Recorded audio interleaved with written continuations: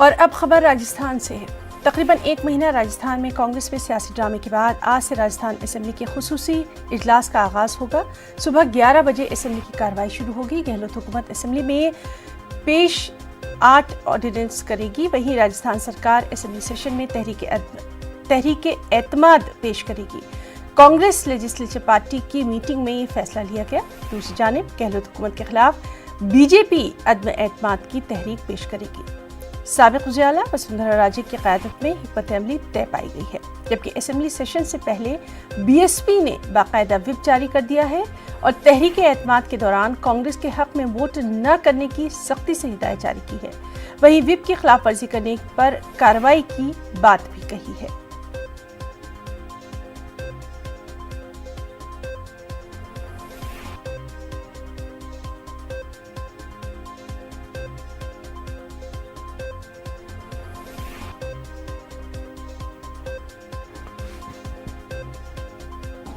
अजीब बात है, संविधान का अधिकार होता है लेकिन उस अधिकार का दुरुपयोग हो रहा है।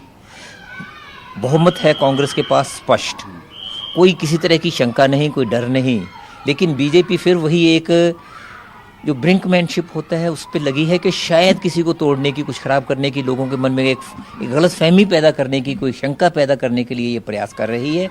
यही इनका काम रहा है, एक के बाद एक सरकार को गिराते रहे हैं। कर्नाटक में ये किया, मध्य प्रदेश में ये किया, अभी हाल ही के उदाहरण है। अब यही इनका प्रयास पूरे जोर के साथ राजस्थान में रहा। उसमें जब विफल हुए, आज उसके ज़रूरत तो इनको सोचने की थी, कोई इंट्रोस्पेक्शन की ज़रूरत थी, लेकिन उसकी जगह फिर कह रहे हैं कि हम वोट ऑफ नो कॉन्फिडेंस लाएंगे। अगर ऐसा है तो ये उसका बुरी तरह मार खाएंगे इसमें, और अपने ऐसे नापाक इरादों में वो कामयाब नहीं होंगे। और मजीद बातचीत के लिए हमारे साथ मौजूद हैं जयपुर से हमारे नुमाइंदे गोवर्धन चौधरी।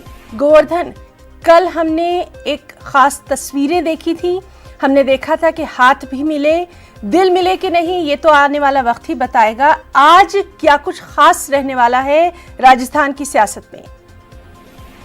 आज राजस्थान की सियासत में विश्वास और अविश्वास, इन दोनों की जंग होनी है। बीजेपी ने अविश्वास प्रस्ताव लाने की घोषणा कर रखी है, तो कांग्रेस ने आकर करके सरकार ने विश्वास मत प्रस्ताव विधानसभा में पेश करने की बात कही है।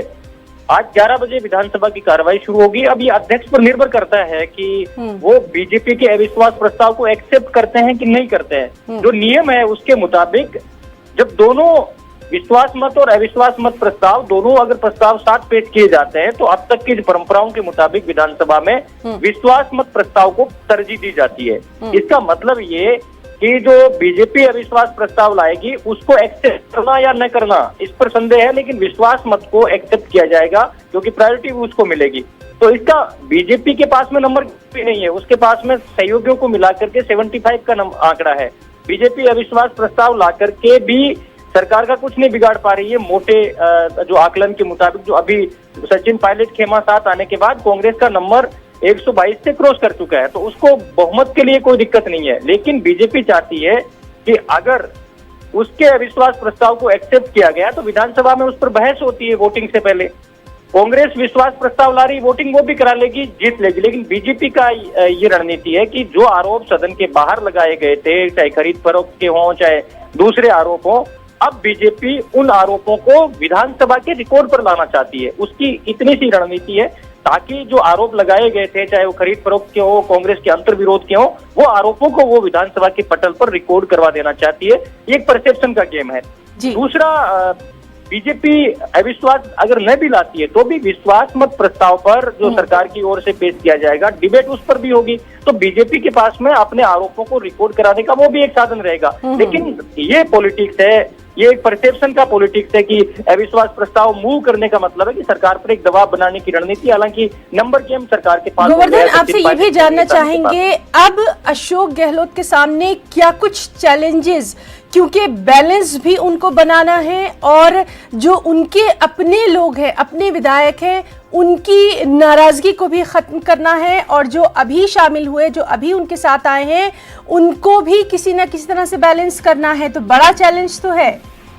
बिल्कुल, देखिए सरकार और अशोक गहलोत के सामने चैलेंज है। सत्ता संगठन में तालमेल एक बड़ा चैलेंज है। दूसरा, सचिन पायलट खेमे की ओर से जो सवाल उठाए गए हैं हाईकमान के सामने, वो उन्होंने 3 नेताओं की एक कमेटी बनाने की बात हाईकमान की ओर से कही गई है। वो कमेटी इन पायलट ग्रुप गुट के विधायकों की जो नाराजगी के बिंदु हैं उनको सुन करके और सिफारिशें देंगी सी अशोक गहलोत को, उनमें उनकी क्या क्या डिमांड होती हैं, उन डिमांड्स को कैसे एड्रेस किया जाएगा और उस पर ये कितना संतुष्ट होते हैं। अगर इनकी डिमांड को पूरा किया जाएगा तो बाकी के जो 102 विधायक सरकार के साथ में खड़े हुए थे वो क्या रिजल्ट देते हैं। तो चुनौतियां कई है, तालमेल बिठाना, सबको राजी रखना, ये बहुत बड़ी चैलेंज है, क्योंकि इस 19 को साधा जाएगा तो कोई गारंटी नहीं है यहाँ से भी विरोध के सुर नहीं उठेंगे। क्योंकि पहले भी आपने देखा होगा कि अभी 2-3 दिन से जो अशोक गहलोत खेमे के जो विधायक हैं जो साथ में खड़े थे 102 विधायक, वो ये कह रहे थे कि 19 की कीमत पर आप 102 के जो हित हैं उनको कैसे स्टेक पे रख सकते हैं। ये विधायक दल की बैठक में बात हुई थी,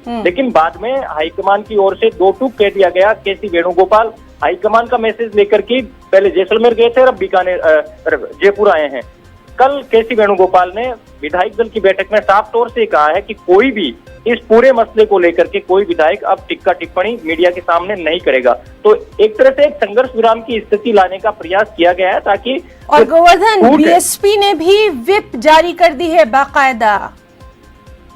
बिल्कुल, देखिए बीएसपी ने विप जारी किया है, लेकिन इस बीएसपी के विप का विधानसभा के हिसाब से कोई मायने नहीं है। विधायक विप वही जारी कर सकता है जो विधानसभा का मेंबर हो। बीएसपी का आज के दिन विधानसभा में कोई मेंबर नहीं है, तो जो पार्टी के पदाधिकारी अगर कोई विप जारी करते हैं तो विधानसभा में उसका कोई मायने नहीं है। ये अगर न इसको मानना न मानना कोई मतलब नहीं है इसका, इसलिए क्योंकि विप पार्टी का जो मुख्य सचेतक है जी वो गोवर्धन, तो ये काफी अहम बात आपने बताई है। और लगातार आज वहां पर असेंबली में क्या कुछ कार्रवाई रहेगी उस पर हमारी नजर रहेगी। बहुत बहुत शुक्रिया आपका तमाम तर तफसीली जानकारी के लिए गोवर्धन।